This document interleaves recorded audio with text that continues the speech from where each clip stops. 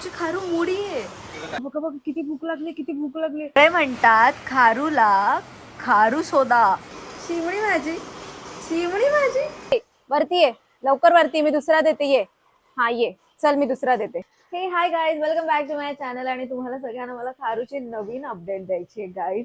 आता तर खारूने लिटरली कहर केलाय, कहर. ती जाते आणि येत नाहीये गाईज. आज पण ती गेली आहे. आज मी तिला सकाळी किती वाजता सोडलंय मयू? 7:30 वाजता. 7:30 वाजता मी तिला घराच्या बाहेर सोडले आणि ती अजून पण घरी नाही आली आहे. तर तुम्ही बघा, ऑलमोस्ट 6:30 झाले. काय करायचं बोला आता. मी जसं तुम्ही सगळ्यांनी मला सांगितलं होतं की तिथे बेडरूमच्या इथे तू काहीतरी लाव, तर मी तिथे ग्रीन नेट लावून दिली आहे मला मयूने. आणि त्याच्यानंतर ना तिला खालून वरती यायला जमत नव्हतं, तर त्याच्यासाठी आम्ही इकडे ना एक आमची सिलिंग मधली लाईट होती इथली, जेव्हा आम्ही चेंज केली ना, तर ती जी लाईटची जी वायर आहे ती पण टाकली आहे, कारण की या खिडकीतून ती त्याच वायरवरून जाते. सो तीच वायर मोठी होती, तिला कट करून आम्ही तिकडे पण लावली आहे. मी आता तुम्हाला दाखवते. आणि मी ना संध्याकाळी 4 वाजल्यापासून वाट बघत होती की खारू येईल येईल येईल, तर म्हणजे मला तुम्हाला सगळ्यांना दाखवता येईल की आत्ता येईल, नंतर येईल. मयूला मी सांगून ठेवलं होतं, बट खारू अजून पण आलेली नाहीये. तर आता बघूया, अजून थोडा वेळ आहे. अजून एक अर्धा पाऊण तास आपण तिची वाट बघूया की ती येते का. इथे वरती आम्ही ही ग्रीन नेट लावली, कारण की तिला ना ग्रीन नेट समजते असं आम्हाला वाटतं. आणि त्याच्यानंतर खाली ही बघा वायर सोडली आहे आम्ही, ठीक आहे. म्हणजे त्याने ती वर येऊ शकते. दोन्हीकडे सोडून ठेवल्यात की तिला ज्याने पाहिजे त्याने ती वर येईल. आता पाऊस तर खूप सुरू आहे, म्हणजे असाच आहे दिवसभर, त्यामुळे अजून ती घरी नाही आली. मी तिला एकदा आवाज देऊन बघते. खारू, ए खारू, खारू, खारू.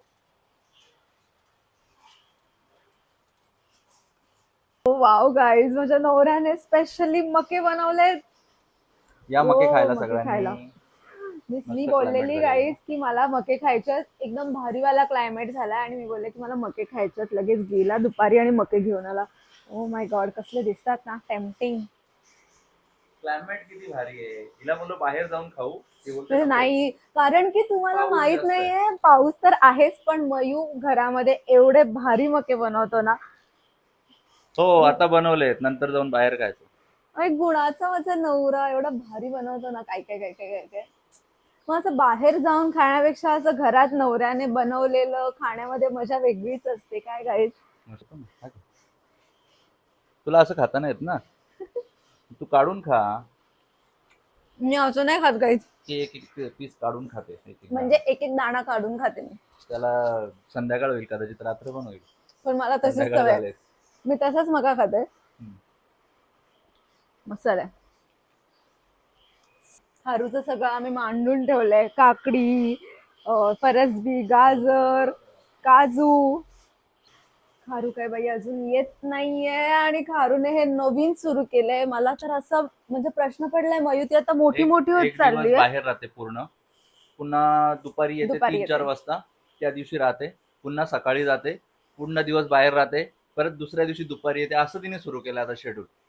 हा, सिरियसली सिरियसली ती गाईज, मोठी आम्हाला व्हायला तिची लागली. एवढी आठवण येते ना. आता ती मोठी व्हायला लागली. रात्री तर आम्हाला करमतच नाही ती नसल्यावर, असं मिस करतो आम्ही असं तिला. वाटतं अरे अरे बसले की एकटे यार. पडद्यावर असेल, ती हा. बसलेली असेल. पण चला ठीक आहे, जरा मके खाऊन घेतो आणि मग पुढे कंटिन्यू जर करतो. आलीच तर दाखवतो. गाईज, तुम्हाला बिलीव्ह नाही होणार. ही बघा, ही पूर्ण इकडे आली. खारू, खारू. आता मला खूप भूक लागली असेल हं, खूप.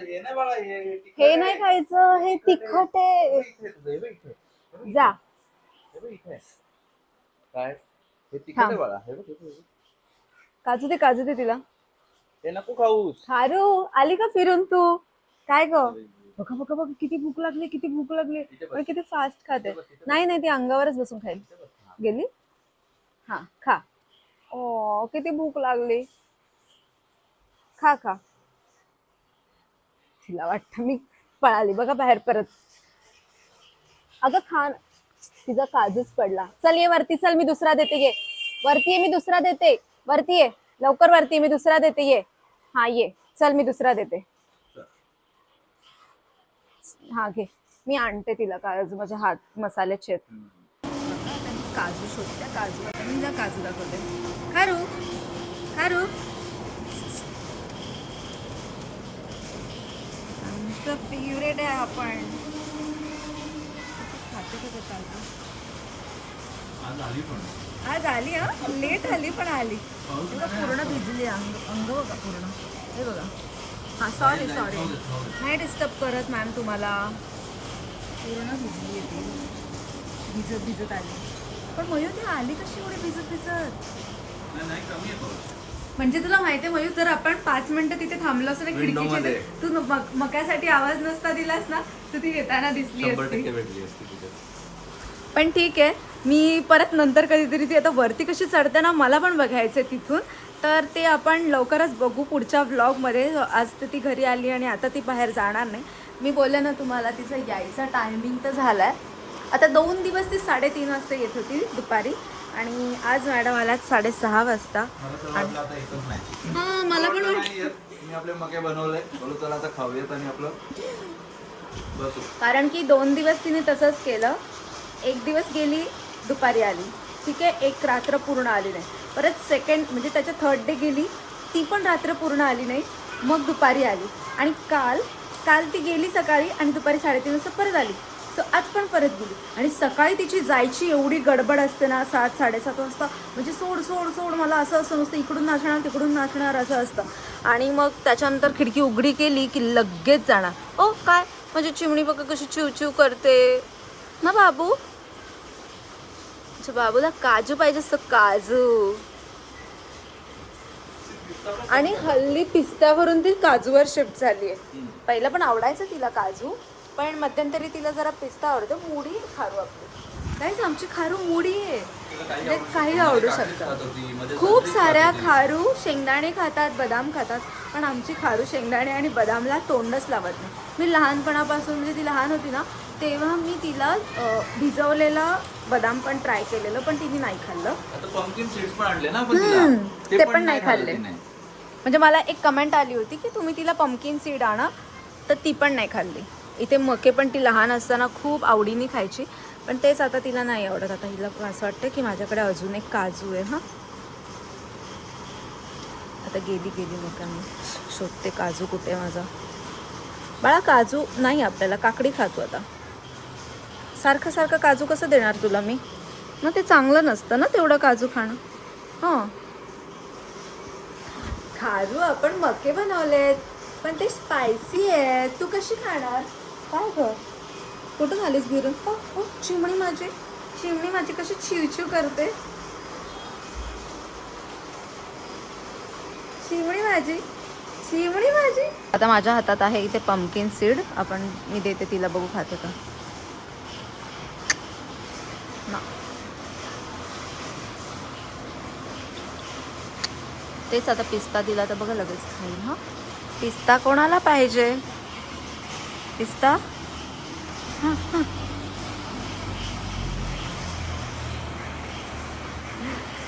कोणाला आवडतो पिस्ता. काय ग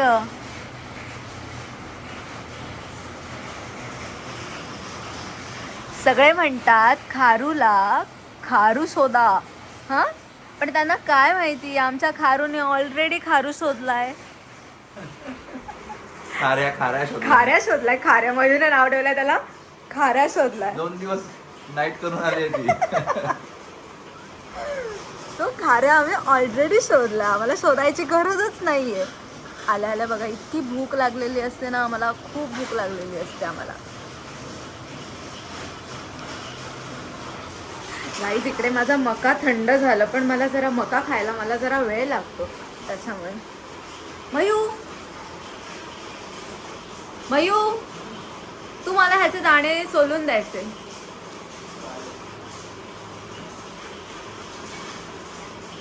तू आज बायकोला पॅम्पर कर.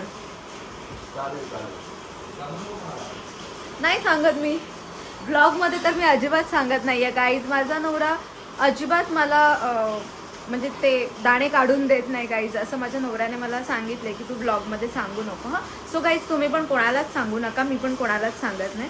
सो सिक्रेट ठेवतो आम्ही आमच्या दोघांमध्ये. ओके. खारू आल्यापासून माझे लाड कमी झालेत गाईज. खारू आल्यापासून ही माझ्याकडे बघत पण नाही. खारू नुसतं तिला खारू दिसतंय बघ. चल या. नाही काय पाणी पाणी प्यायला पिऊ. गेली. पाणी पिऊ. चल बाबा चल.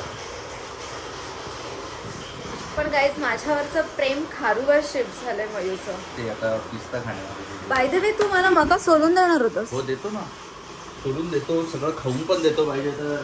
खाऊ नको तेवढी 2 कष्ट नको मिनिटं घेऊस तू. खाल्लं घेऊ दे. तेवढ्या कष्ट माझा मका थंड केलास रे. हा बघा झोपायला दे. खाल्लं. आता आम्हाला झोप आली. कुठे गेली? कुठे? हा ही बघा शेपटी बघा कशी भिजली आहे सगळी.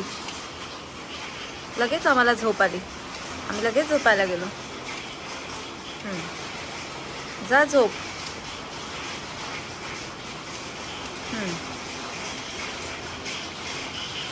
आता स्वतःला आतमध्ये जाऊन पूर्ण क्लीन करेल पाहिजे.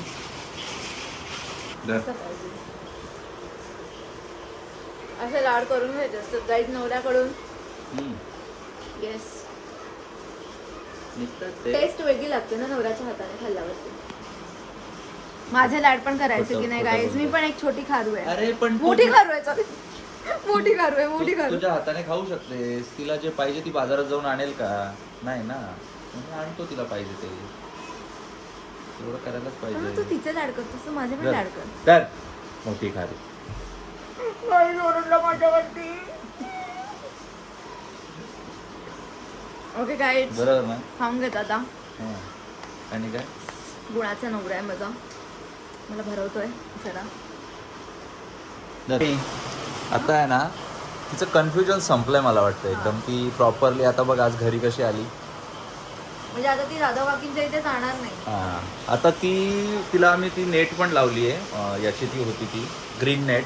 आणि त्यानंतर तो बऱ्याच लोकांनी सांगितलं आपल्याला ती काहीतरी तिला वायर सोडा किंवा काहीतरी असं. तर ती आम्ही लाईटची आपण ती स्ट्रिप सोडली आहे ना याची.